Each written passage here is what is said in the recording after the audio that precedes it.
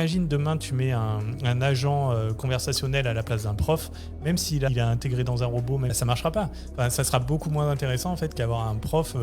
Mais l'idée c'est que non, tu pourras pas te passer de l'humain en fait dans tous les cas. Si demain je te dis ChatGPT va aller te couper les cheveux quand tu vas au coiffeur. Enfin, tu te dis non, enfin, c'est évident que non, tu vois. Ouais. Donc il y a une partie de trucs comme ça qui sont fondamentales.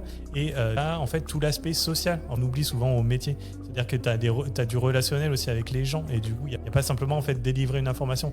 Imagine demain tu mets un agent conversationnel à la place d'un prof, même s'il est intégré dans un robot, mais ça marchera pas. Enfin, ça sera beaucoup moins intéressant en fait qu'avoir un prof, on va dire la majorité des profs, parce qu'en fait il y aura pas ce dynamisme-là, en fait, tu vois. Ouais, la sensibilité humaine va quand même toujours primer et il y aura tellement... En fait, on prend un peu pour acquis la valeur que l'humain apporte en plus de la réponse, quoi. Ouais, c'est ça. La réponse seule ne vaut pas forcément autant que l'humain